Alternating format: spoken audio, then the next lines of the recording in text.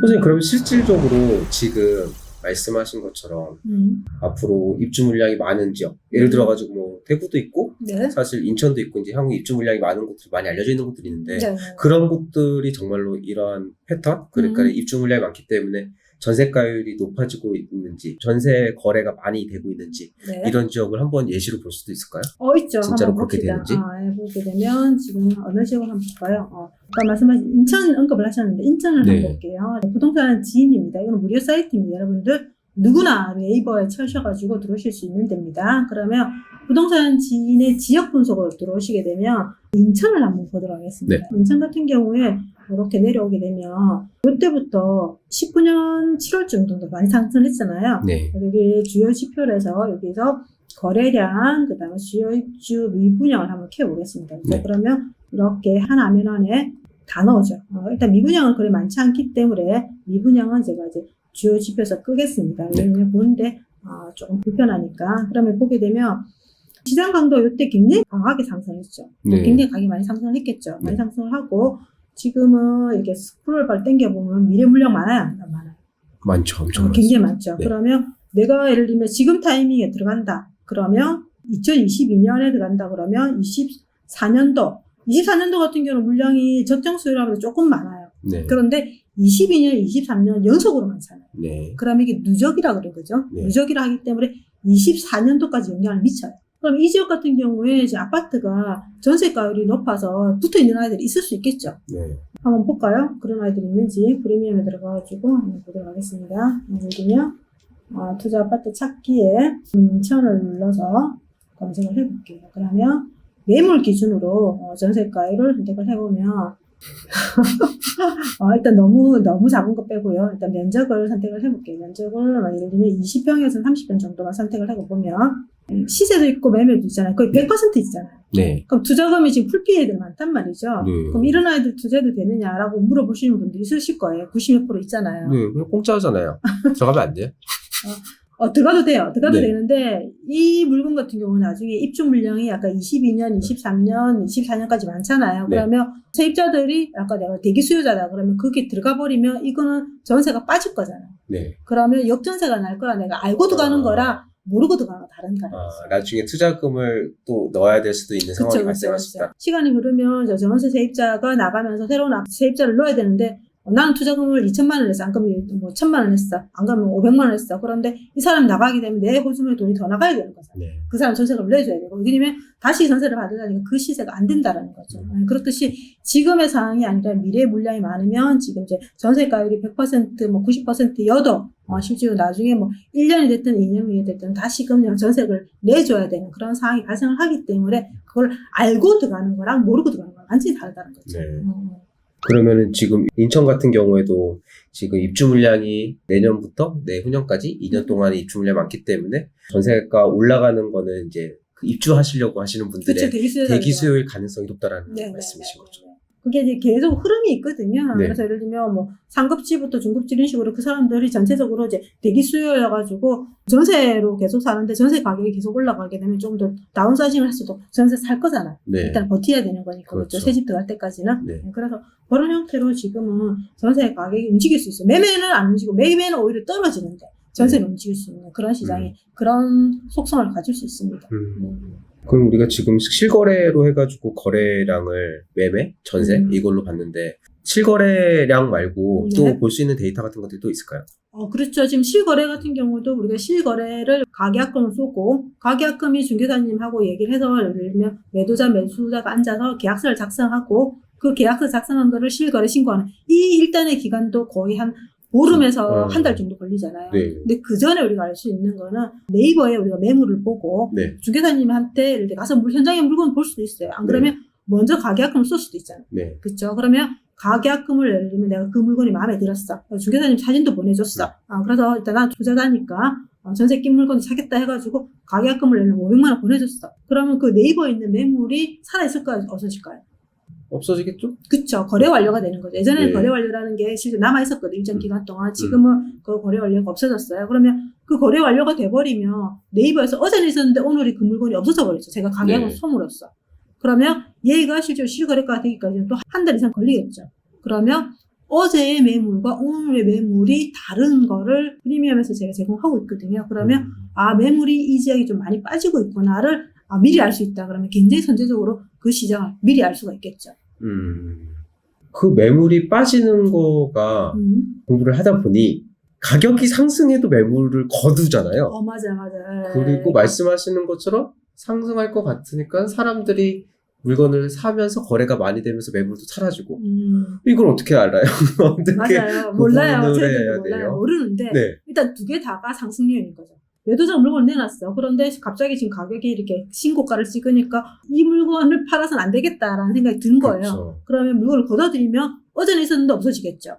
그리고 물건이 또 팔렸어. 그래서 중개사님이 그게 거래 완료를 치면서 또 없어졌어. 네. 근데 두 개 다 상승 요인이기 때문에 어쨌든 그 지역에 물건이 빠진다라는 것은 상승, 우상향하는 그런 지역이다라고 우리가 판단을 하기 때문에 두 개 다 어느 요인에 의해서 빠지는지는 몰라. 근데 어쨌든 두 개 다가 상승 요인이기 때문에 그 매물이 어제보다는 오늘이 좀 줄어드는 그런 지역들은 상승하는 지역이다 우리가 판단할 수가 있죠. 미리. 그럼 시계열 같은 경우에는 어떻게 보면 되게 플러스냐 마이너스냐 그래서 시계열에서 플러스에서 가격이 상승한다 마이너스라서 가격이 하락한다 어떻게 보면 되게 명확하잖아요. 그렇죠. 근데 매물이라든지 지금 말씀하시는 거래량이라는 거는 오늘보다 거래량이 내일 더 말씀하신 것처럼 거래가 많이 될 수도 있는데 이게 수치가 네. 뭔가 이게 명확한 기준이 사실 없잖아요. 그래서 어느 그렇죠. 정도나 거래량이 많이 돼야지 정말 상승하는지 뭐 이게 이만큼 상승했는데 이게 상승의 그 신호가 되는지를 어떻게 판단 기준 어떻게 잡아야 될까요? 추이를 봐야 되거든. 추이를 봐야 되는데 한번 우리 지역을 하나 보놓고 봅시다. 그러면 울산을 한번 볼게요. 울산에 최근에 매물 추이를 한번 볼게요. 그러면 네. 울산 동구, 남구 이렇게 있는데 지금 울산에서는 지금 동구하고 남구가 매물 조금 줄어들고 있죠. 네. 그 다음에 중구, 울주군, 북구 이렇게 돼 있습니다. 그럼 요 세 개는 늘고 있고 요 두 개는 줄고 있잖아요. 네. 그러면 이슬로님 생각에는 어디가 지금 그래도 시장이 좀 움직이는 것 같아요? 단순하게 생각했을 때는 증감에서 마이너스니까는 동구겠죠. 네, 동구 마이너스가 같은 되고 있네. 경우는 지금 울산에서 동구는 가장 하급지예요. 네. 꼴증인데 지금 여기가 물건이 빠진다는 거잖아요. 네. 그러면 우리가 매물 추이를 한번 보도록 하겠습니다. 매물 추이를 한번 보게 되면 이게 매물 추이라는 데이터입니다. 네. 그런데 여기 밑에 보면 이 청록 색깔이 매매 건수예요. 네. 그 다음에 오렌지 색깔이 전세고 그 다음에 보라색이 월세입니다. 네. 그래서 저희가 18년도부터 수집을 해서 제공을 하고 있거든요. 그러면 쭉 보게 되면 늘어났잖아요. 늘어난다는 것은 시장이 상승하는 시장인가요? 하락하는 시장인가요? 하락하는 시장이겠죠? 그렇진 않죠. 왜 시장은 보이시잖아요. 같이 상승하네요? 이건 왜 이러냐면 네. 이때가 하락 시장이잖아요. 네. 하락 시장 같은 경우는 가격이 문제가 아니라 거래가 잘 안 돼요. 그렇죠. 거래가 잘 안 되기 때문에 사람들이 매물을 거의 안 내놔요. 지금 중개사님들 물어보면 이 물건 얼마에 팔 수 있겠어요? 물어보면 중개사님이 뭐 팔아요? 개미 새끼 한 마리 없어요. 얘기하면서 안 팔려요. 전화도 네. 없어요. 이렇게 하잖아요. 그러면 내놓고 안 싶겠어요? 내놓죠. 안 내놓겠죠. 그래서 매물이 없는 거예요. 네. 그런데 실질적으로 거래가 되면서 조금씩 가격이 움직이니까 그러면 내 물건 팔아볼까라고 사람들이 물건 내놓겠죠. 네. 매물 내놓는데 그러면 이 가격이 쭉 오르니까 그러고 나서는 이제 투자자에 들어오니까 물건도 좀 빠지겠죠. 빠지고 나서 다시 이제 증가를 하고 있는데 그런데 매매 같은 경우는 매물의 건수가 늘고 있는지 줄고 있는지 하나만 보는 건 아니잖아요.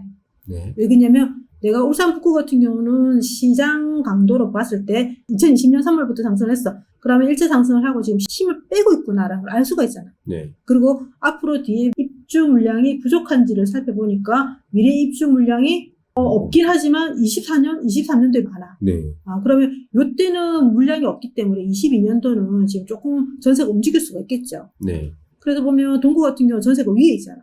매매보다 그죠? 네네. 위에 있으니까 이때 전세가 움직일 만큼 매매가 움직일 수 있겠잖아요. 그죠? 네. 그럼 여러분들이 보실 때는 뭘 봐야 되냐면 얘가 지금 1차 상승을 하고 2차 상승을 기대할 수 있는 지역인지 아닌지를 봐야 되는 거잖아요. 그렇죠? 근데 그 매물 흐름에서 봤을 때 저는 매매보다는 전월세를 많이 봅니다. 왜냐면 얘가 힘을 받고 가려 하면 2020년도에 전월세 매물 추이가 줄어들어야 돼요. 전월세 매물 추이가 줄어들어야지 전월세 가격도 상승을 할 것이고 매매 가격이 2차 상승을 이어진다는 거예요. 맞아요. 그런데 지금 이게 어떻게 됐어요? 전세 매물이 늘어나고 있잖아요. 네네. 그렇죠. 그럼 그쵸. 얘가 소화가 돼야 되는 거예요. 그래서 급하게 들어가기보다는 저는 얘가 좀 소화가 됐고 그 다음에 뭐 예를 들면 매물이 좀 없어지고 나서 들어가야 네. 되겠죠. 음. 안 그러면 내가 들어가서 잠깐 치놓고 내가 늦게 그러니까 좀 이따가 전세 매물을 내놔도 되겠죠. 바로 전세가 지금 거래가 안 된다라는 거지. 우리 시장에서는 전세 매물이 이래 있으니까. 근데 사실 지금 바로 눈앞에 지금 벽이 하나 서 있잖아요. 내년에. 그리고 사실 지금 올해고 내년에 저렇게 벽이 하나가 서 있으면은 이 타이밍에 사실 좀 너무 부담스럽죠. 부담스러운 거죠. 이렇게 판단해야 될까요? 근데 부담스러운데 네. 좀 더 들여다보면 공부를 해보면 지금 동구 같은 경우는 1차 상승은 했지만 1차 상승 때 우리 보통 어떤 것들이 상승을 많이 해요? 좋은 애들. 그렇죠. 1급지, 2급지 이런 아이들이 상승하고 그 밑에 있는 3급지, 4급지 애들이 상승했을까 안 했을까요? 안 했어요. 안 했기 때문에 그러면 실제로 하락폭이 굉장히 깊었기 때문에 전고점 회복 못하는 단지들이 굉장히 많아요. 네. 그러기 때문에 우리 뭐 6, 7년 전보다 더 낮은 그런 아파트들이 많단 말이죠. 그러니까 당연히 매력이 있죠. 저평가돼 있죠. 그러니까 관심을 가질 거란 말이죠. 그런데 아까 말씀하신 것처럼 23년대 물량 많아. 네. 그러면 부담스러워. 네. 그런데 22년 하반기에 내가 예를 들면 시간이 좀 걸리더라도 잔금 쳐야 되겠죠, 당연히. 네. 걸리더라도 전세 세팅하게 되면 이 전세 세입자는 2년 후에 출구니까 네. 엑시트하기 때문에 24년도에 물량이 없잖아요. 네. 그러니까 가능하다고 보는 거죠. 전략적으로. 그러면 내가 전세 세팅이 잘 될 수 있는지 없는지 전세로 잔금 친다 하면 안 되겠죠, 이런 지역 같은 경우. 전세로 잔금을 친다고요? 미술련이 우리 첫 투자할 때 기억나는데 거제도를 네. 전세로 네. 잔금을 쳤어요. 안 그러면 내 돈으로 매매 계약서 잔금을 쳤어요. 전세 계약으로 잔금을 쳤죠. 아, 전세 계약으로 잔금 쳤어요? 네. 그 잘했네. 일반적으로는 전세가 잘 안 나가게 되면 내 돈으로 잔금을 치고 네. 그 다음에 전세를 세팅하는 경우가 많아요. 그래서 제가 이 지금 동구 같은 경우도 전세가 잘 세팅이 안 될 수가 있잖아요. 전세 계약이 안 될 수도 있으니 그쵸? 전세만큼의 그 돈을 일단 내가 미리 투입을 해야 준비하고. 준비를 해야 된다는 말씀이시죠. 네, 그러고 나서 이제 여기 구축들을 수리를 해야 되는 거니까 그럼 수리하고 그 다음에 전세를 좀 여유 있게 이제 세팅을 해야지. 그러면 23년도 물량 많아도 내가 22년 하반기에 맞췄기 때문에 24년도 엑시드 하기 때문에 충분히 시간적으로 확보되는 거잖아요. 그러면 그 뒤로는 물량이 없기 때문에 상승한다라고 보는 거죠. 그래서 매물 감소를 이야기했는데 매물 감소 여기 지역을 우리가 저평가라는 거 알고 들어왔어요. 네. 알고 들어왔으면 매매에 매물이 감소하는 것도 중요하겠지만 그 안에 있는 전월세 매물이 늘고 있는지 줄고 있는지 전월세 매물이 더 중요해요.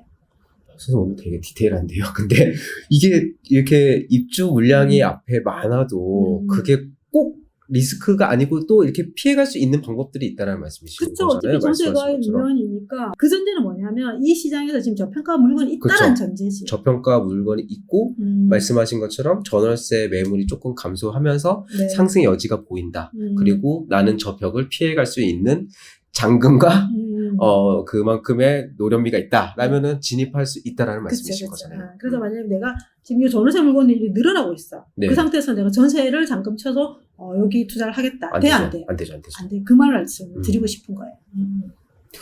근데요. 아까 말씀하셨을 때 이렇게 하락장 기간 동안 매물을 안 내놨잖아요. 네네. 그러다가 상승을 시작하니까 말씀하신 대로 이제 이때다 싶어가지고 매물을 내놓는 거잖아요. 네네네. 오히려 매물이 증가하는 게 상승의 신호로 작용할 수도 있는 거 아니에요?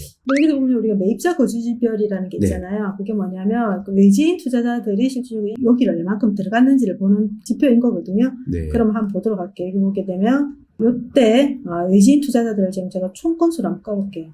그러면 요때 당시에 이게 지역의 기타 그리고 지역의 서울이잖아요. 네. 이게 뭐냐면 울산 사람이 아닌 부산 사람, 네. 대전 사람 상 카운트예요. 네. 그리고 서울 사람들 상 카운트예요. 그러면 여기 쭉 눈으로 봐도 요때가 좀 많았었죠. 네. 요때가 많았고 요때가 많았잖아요. 그죠? 그러면 이 사람들이 실질적으로 거래를 샀다라는 거잖아요. 네. 샀다라는 거기 때문에 우리가 보통은 투자자들은 좀 똑똑하죠. 네. 공부를 하고 들어오는 거니까. 네. 그러면 이 시장이 한두 위가 아니라 거의 한 100, 몇 건입니까? 130건 정도가 외지 투자자 들어왔잖아.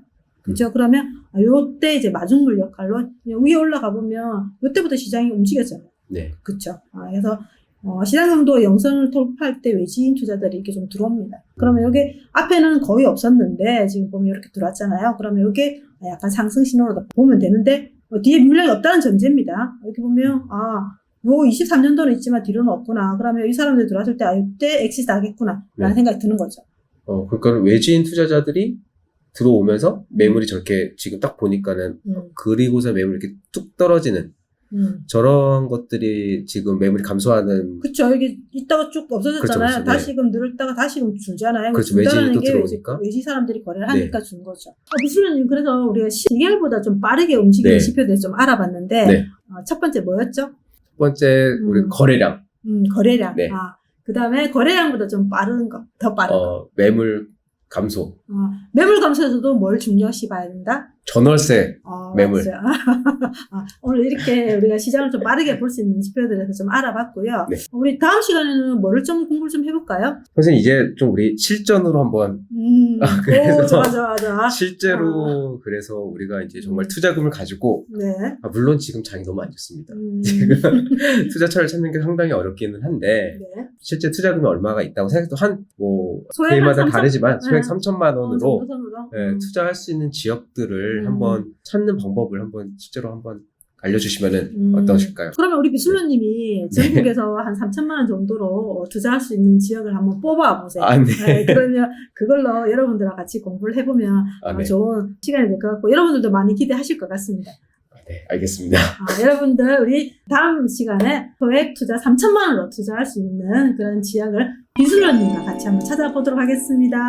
다음 시간에 만나요. 수고하셨습니다.